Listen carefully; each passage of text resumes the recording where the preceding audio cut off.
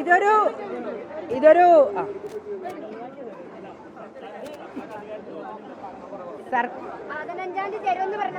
15-ാം തീയതി ഈ ഇലക്ഷന് കേരളത്തിലെ സ്ത്രീകൾക്ക് പകുതിയിലധികം വരുന്ന ജനവിഭാഗം സ്ത്രീകളാണ്.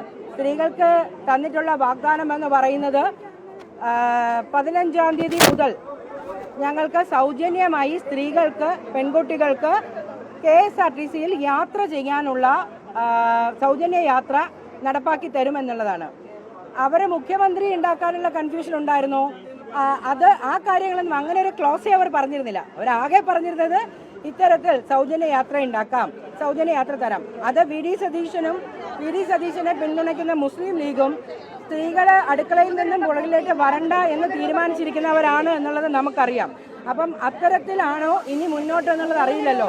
15-ാം തീയതി മുതൽ സൗജന്യ യാത്ര എന്ന് പറഞ്ഞു.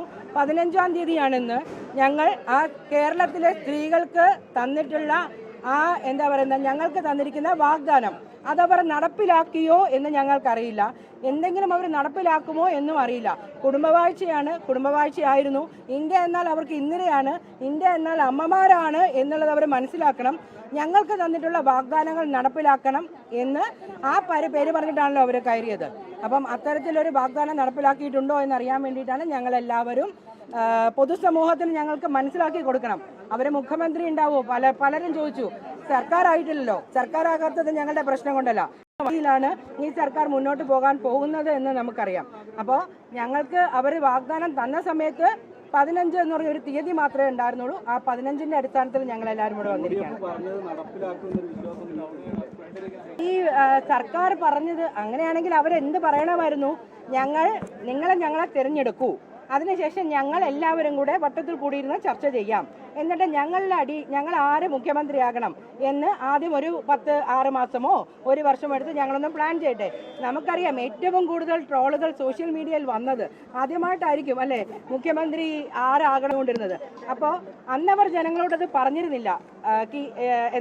ഞങ്ങൾ ആദ്യം ഇത് തീരുമാനിക്കട്ടെ, എന്നിട്ട് ഞങ്ങളെല്ലാവരും കൂടി ഇരിക്കട്ടെ, ലീഗ് പറയട്ടെ, ഞങ്ങൾ പച്ച കേക്കുകൾക്ക് പച്ച അലുവകൾ കൊടുക്കട്ടെ, പച്ച ഹാരങ്ങൾ ഞങ്ങൾ അണിയിക്കട്ടെ എന്നവർ ഇതുവരെയും പറഞ്ഞിരുന്നില്ല.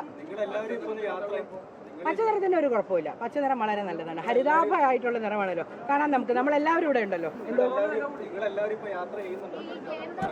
ഇല്ല, ഞങ്ങളോട് യാത്ര അല്ല. ആ സൈബർ അറ്റാക്കുകൾ എങ്ങനെയാണ് വരുന്നതെന്ന് നമുക്ക് നന്നായിട്ട് അറിയാം. കേന്ദ്രം പറഞ്ഞിട്ടുള്ള ഇപ്പൊ നിങ്ങൾ ചോദിക്കുന്ന ചോദ്യത്തിന് വനിതാ സംവരണ ബില്ല് നടപ്പാക്കണമെന്ന് നമ്മൾ പറഞ്ഞപ്പോൾ 33% വനിതകൾക്ക് സംവരണം കൊടുക്കണമെന്ന് പറഞ്ഞപ്പോൾ എതിർത്ത ആളുകളാണ് സ്ത്രീകളുടെ വോട്ടുകൾ ക്യാൻവാസ് ചെയ്യാനായിട്ട് അവർക്ക് ഇട്ടും. കാരണം നമുക്കറിയാം കഴിഞ്ഞ ഇത്രയും നാളുകളായിട്ട് കേരളത്തിലെ സ്ത്രീകൾ അവഗണനയുടെ പാതയിലായിരുന്നു എന്നുള്ളതറിയാം. അവർക്ക് എന്താണ് കേരള സർക്കാർ കൊടുത്തത് എന്ന് നമുക്ക് എല്ലാവർക്കും അറിയാം. അപ്പം അത്തരത്തിൽ അവരെ രണ്ടുപേരെയും കൂടി ഒരുമിച്ചുകൊണ്ട് നിങ്ങൾ 10 വർഷം, ഇനി ഞങ്ങൾ 10 വർഷം ഭരിക്കേണ്ടത്, നമുക്കിവിടെ ഒന്നും കൊടുക്കണ്ട എന്നുള്ള രീതിയിൽ സ്ത്രീകളെ തന്നെയാണ് ഞങ്ങൾ ഉദ്ദേശിക്കുന്നത്. അല്ല, പെട്രോളിനും ഡീസലിനും വില വർധനമായോ?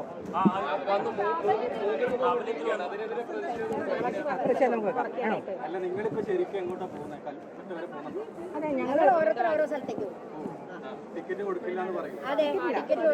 കൊടുക്കില്ല എന്നല്ലല്ല സർക്കാർ നമ്മളോട് പറഞ്ഞത്. ടിക്കറ്റ് എടുക്കണ്ടെന്ന്